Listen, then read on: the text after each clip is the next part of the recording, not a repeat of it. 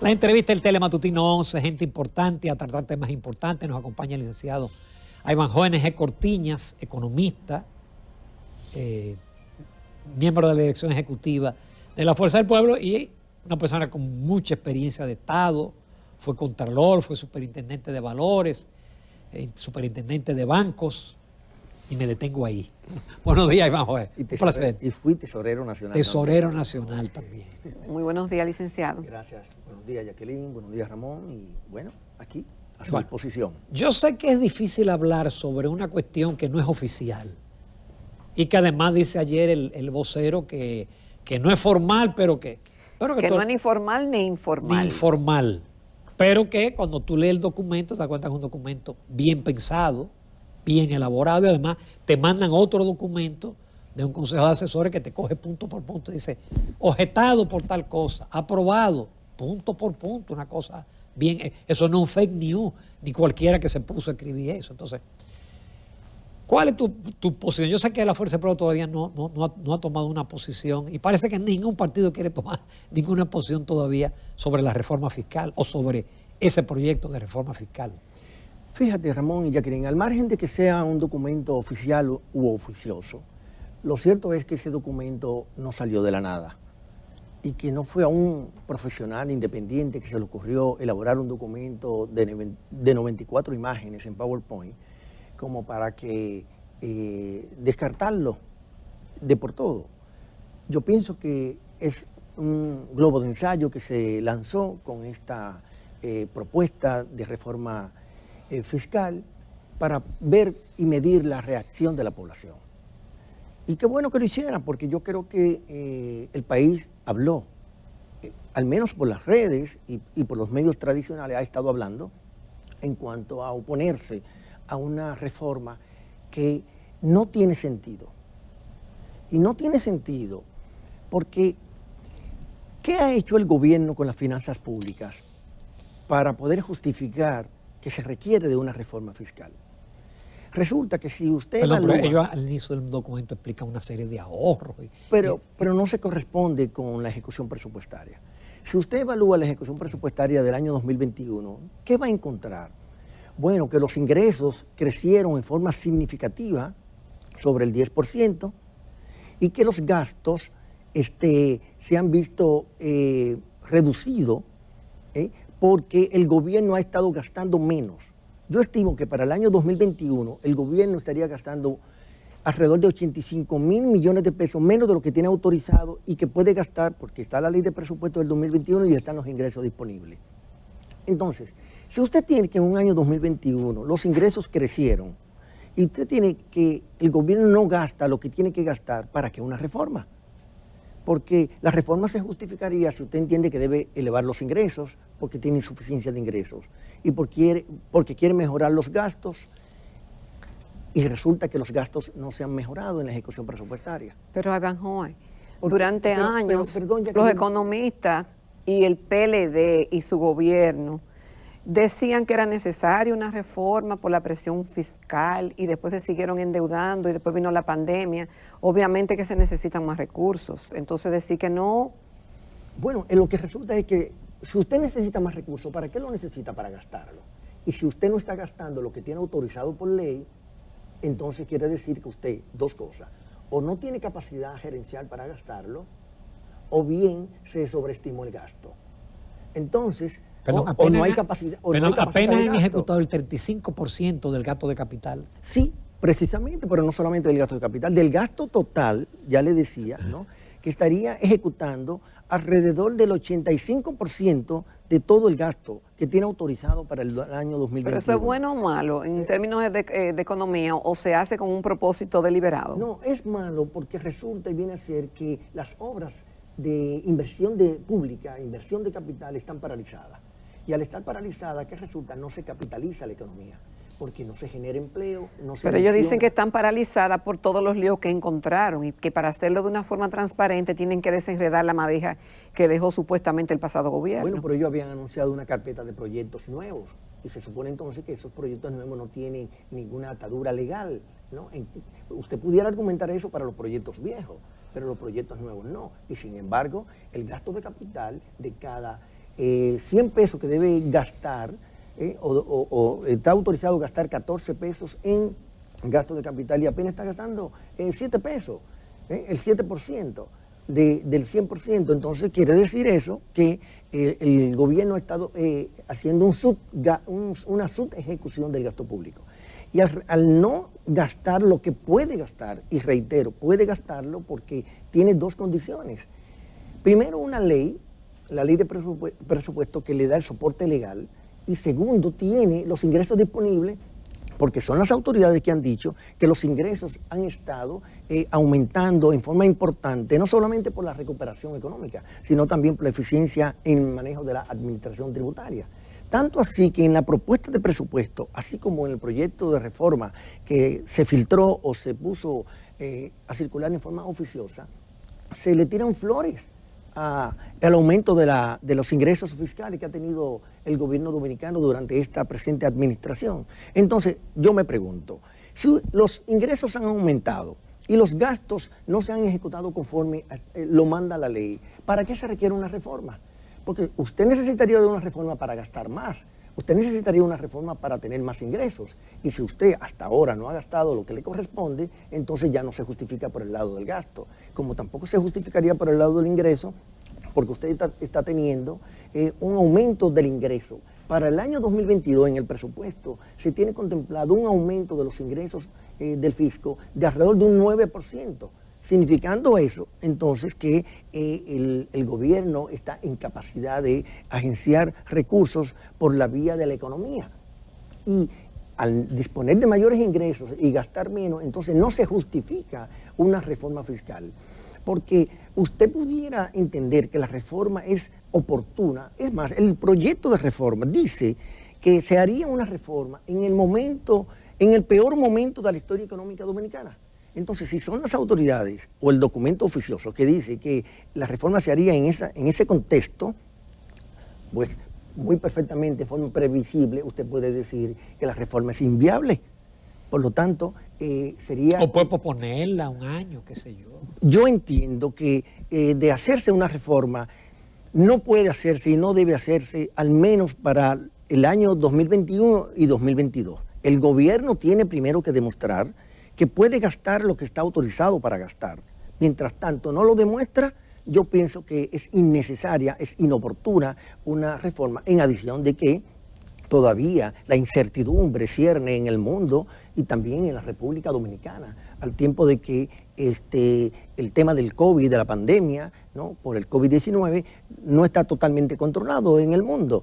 El principal asesor en materia de salud en los Estados Unidos ayer advertía a las autoridades norteamericanas que no canten victoria, el señor Fauci.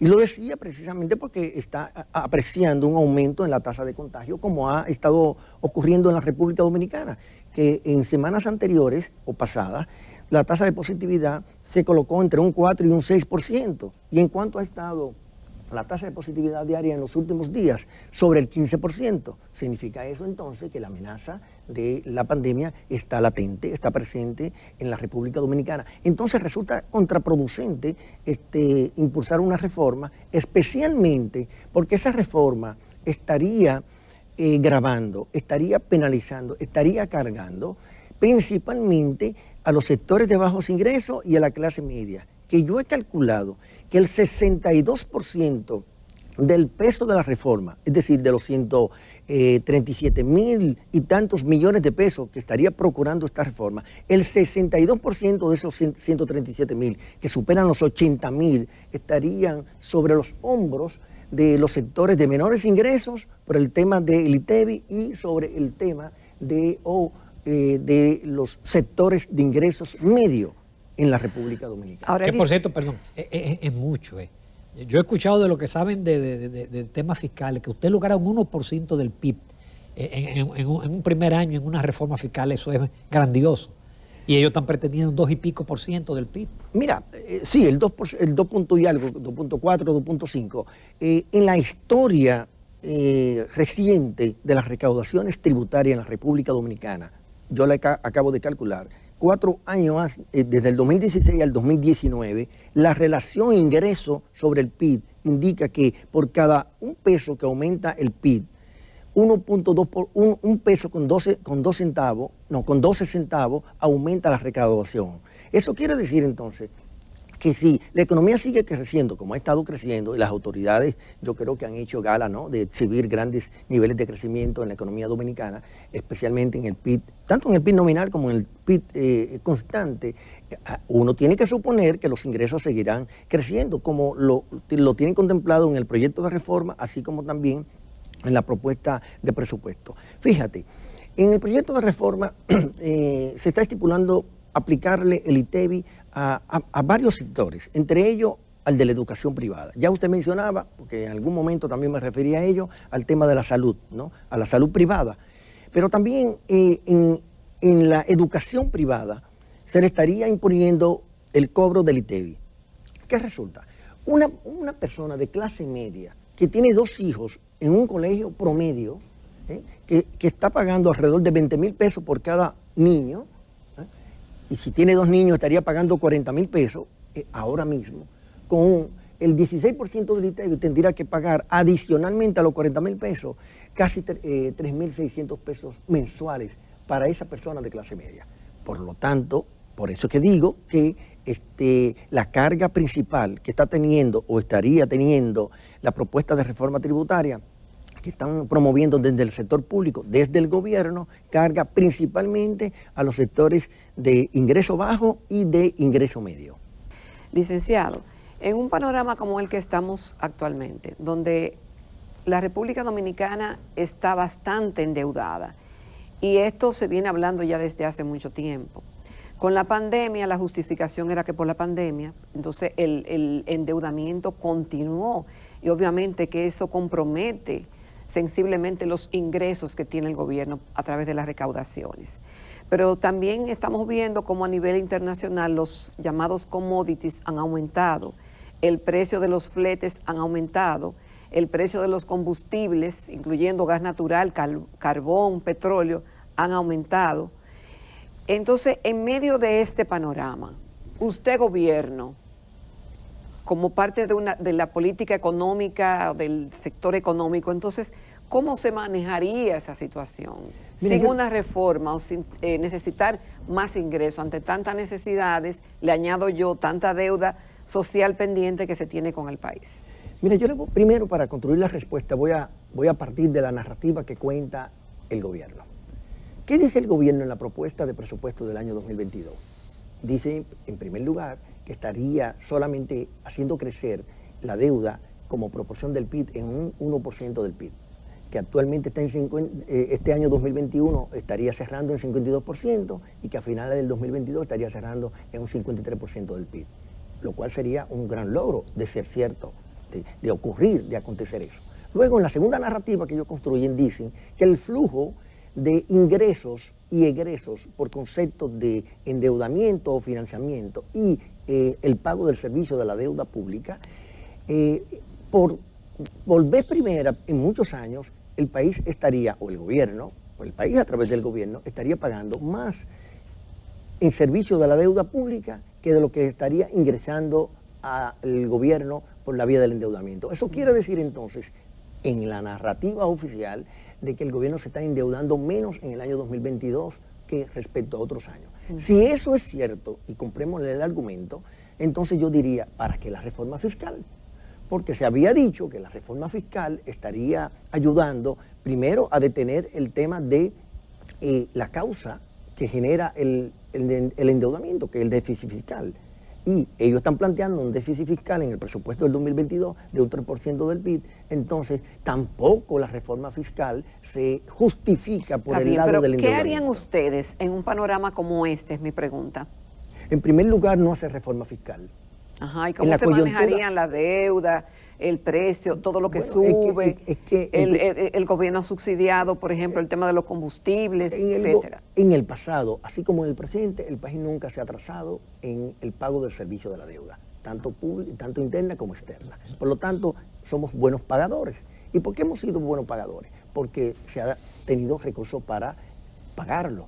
Pero además, si usted va a cerrar un año 2021 ejecutando un presupuesto por debajo de lo que usted puede gastar, entonces yo lo que haría es ¿no? Disponer que se gaste lo que se debe gastar. La ley de presupuesto y la ley orgánica de presupuesto tiene una carencia de algo que es importante y que aprovecho este programa para darlo como idea. En la República Dominicana no se penaliza a los funcionarios que no ejecutan el presupuesto que tienen que ejecutar. Vale decir, si usted tiene un presupuesto de 1.000 millones de pesos en su cartera y los ingresos del gobierno son suficientes como para no decirle a ese funcionario o a esa cartera de que no puede entregarle esos 1.000 millones de pesos porque los ingresos no se han comportado como tal, sino que se han comportado incluso sobre lo estimado, que ha sido el caso del año 2021. Se han ingresado más dinero y hubo una reforma complementaria al presupuesto donde se consignaron más de 20.000 millones de pesos más por concepto de aumento de los ingresos corrientes. Entonces, al no existir un dispositivo legal que penalice al director de presupuesto, no el de ahora, a cualquiera, al director de presupuesto, por no asignarle los recursos que una entidad debe ejecutar habiendo ingresos disponibles, y además el no tener ese dispositivo para penalizar al funcionario que ejecuta el gasto. Pero también póngamelo al revés, que gasta más, como en el caso de los combustibles. Es que no he concluido la idea. Y es que la cartera que no ha ejecutado lo que tiene que ejecutar y los ingresos disponibles están ahí, yo entiendo que debe haber una ley que penalice eso. ¿Con qué propósito? O con el propósito... Pero y al revés también.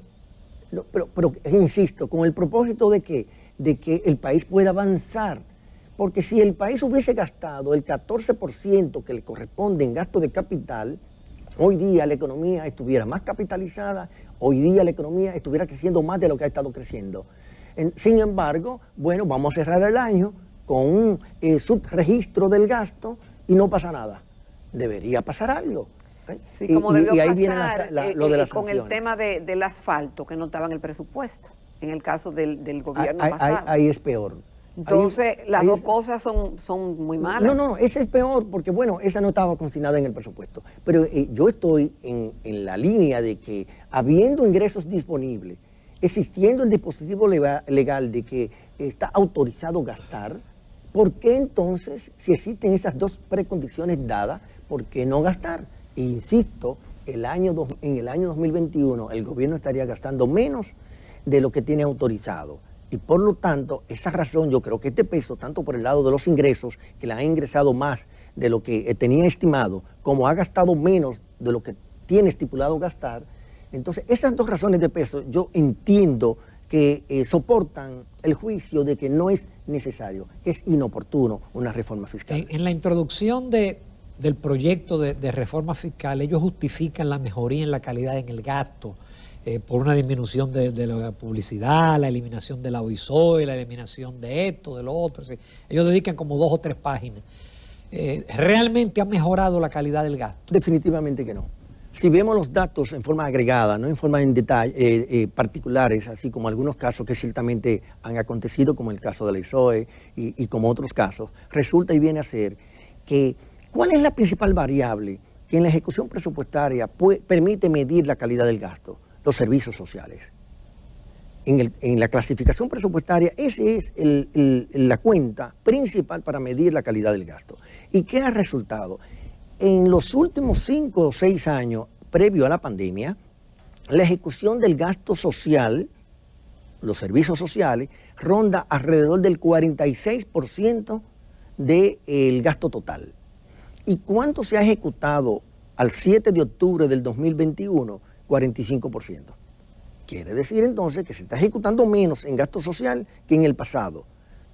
Y no lo estoy comparando con el año 2020, que el gasto social todavía superó el 46%, superó el 50%. Lo estoy comparando con otros periodos, con otros años de normalidad.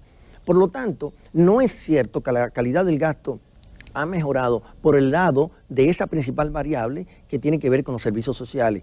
Y si lo queremos ver un poco más gráfico, bueno, tenemos el sector salud, que estaría recibiendo, tiene en apropiación presupuestaria para el año 2022, 24.000 millones de pesos menos que en este año 2021. Entonces, yo creo que es un buen ejemplo, pero lo propio le está pasando a medio ambiente, que es un tema que cada día adquiere mayor connotación por el calentamiento global. Al Ministerio Público le dieron menos. También, pero en el caso de medio ambiente también le están otorgando menos. Pero en el caso también del gasto de capital, que es otra forma del gasto económico, la clasificación económica, que es otra forma de medir la calidad del gasto. ¿De cuánto es la clasificación para el presupuesto del 2022? Por un lado, gasto corriente, alrededor de 86.5% y gasto de capital 13.5%. Ese ha sido el histórico en los últimos 5, 6, 7 años. Entonces, ¿dónde está la mejoría de la calidad del gasto? No se aprecia. Y en el caso del gasto, de la ejecución del gasto de capital, ya narré que apenas ha estado ejecutando el 7.1% respecto al 14% que puede ejecutar conforme al presupuesto del año 2021. Por lo tanto, yo entiendo que la calidad del gasto no ha mejorado partiendo de las cifras oficiales que están publicadas en la Dirección General de Presupuesto. Evanjoe, ¿qué opinión le merece el hecho de que ya, por ejemplo, en el Partido de la Liberación Dominicana se están hablando de precandidaturas? La Junta se pronunció al respecto, pero ellos han solicitado una reunión, que creo que la tuvieron con el Pleno de la Junta, y próximamente pues tendrán 4 precandidatos. ¿Es tiempo para que estemos hablando de política cuando este gobierno ni siquiera está por la mitad? Bueno, porque hacer política, accionar políticamente no es una variable dependiente de si el gobierno es nuevo o si el gobierno es viejo. Yo creo que los partidos políticos... el tiempo que faltan para las elecciones, a eso me refería. También los partidos políticos constitucionalmente pueden accionar. Lo que debe haber regulación al respecto, y la hay, y los partidos tienen que cumplirla. A mí me parece que todos los partidos tienen que estar accionando. En el caso de la Fuerza del Pueblo, nosotros estamos accionando ¿en qué? En la conformación de nuestro padrón electoral, en la alimentación del padrón electoral, de registrar alrededor de 1 millón de ciudadanos dominicanos que sean adeptos, que sean simpatizantes de la Fuerza del Pueblo y de Leonel Fernández. Prohibirnos a nosotros, digamos, en la Fuerza del Pueblo, visitar hogares, hacer juramentaciones, no creo que sea prudente, pero además también no es una acción ilegal la que estaría haciendo la Fuerza del Pueblo. Ya respecto a otros partidos, cada partido tiene su agenda. En el caso del viejo partido, yo creo que eso lo están haciendo como forma de ponerle algún tabique, ponerle contrarrestar, ¿no?, la salida de decenas y miles de militantes y decenas de dirigentes que están saliendo del viejo partido para ingresar a la Fuerza del Pueblo. Y yo creo que desde el punto de vista del viejo partido, tratar de dinamizarse, de relanzarse, acariciando algo de utopía, porque eso es hacer utopía, ¿no?, lo de esos precandidatos. El PLD no tiene espacio para las elecciones del año 2024. El espacio estará entre el PRM, porque es el partido de gobierno, y la Fuerza del Pueblo, que es el partido emergente. ¿Y cómo usted lo sabe? Decir, todavía... Porque uno está en las calles, uno recibe a diario solicitudes de colaboración, de pasar a ser miembro de la Fuerza del Pueblo, y no hay mejor termómetro que ese. No hay un día en que uno no reciba un texto a través de las redes, o llamada telefónica, o bien contacto personal, de personas de todos los niveles sociales que están interesados en apoyar a la Fuerza del Pueblo. Hay mediciones. Por supuesto que las hay, y yo le voy me voy a referir a una que proviene no del litoral nuestro, sino del Centro Económico del Cibao, que ha estado siempre más cercano al partido de gobierno, al hoy partido de gobierno. El señor Aguilera recientemente dio a conocer... Presidente de la refinería de petróleo. Correctamente, presidente y economista también, ¿no? Y un connotado profesional. Me parece que él tiene prendas que exhibir en términos profesionales. Dio a conocer unos resultados de un trabajo que realizó recientemente, apenas en 2 semanas, en la que sitúa a la Fuerza del Pueblo como el principal partido de la oposición. Decirlo eso en boca de alguien que no es afín a la Fuerza del Pueblo ni a Leonel Fernández, yo creo que hay que tomarle la palabra, y a eso no hay que agregarle más nada, ¿no?, al hecho de que si ya no hemos constituido en la principal opción, en la principal fuerza de la oposición, yo creo que cuando un partido comienza a manifestar crecimiento y esa tendencia se mantiene por un tiempo, como lo hemos tenido nosotros desde que salimos, esa tendencia seguirá creciendo hasta situarse en forma totalmente competitiva de cara a las elecciones del año 2024. Iván Joven, muchísimas gracias por tu participación. Esperamos que después, cuando haya una reforma de verdad, podamos seguir discutiendo y no sobre el aire de un intento. El gobierno se dio cuenta, seguro, que no es viable la reforma. Por eso algunos amigos me dicen que viene por ahí otro documento, modificando el anterior. Muchísimas gracias, Iván Joven.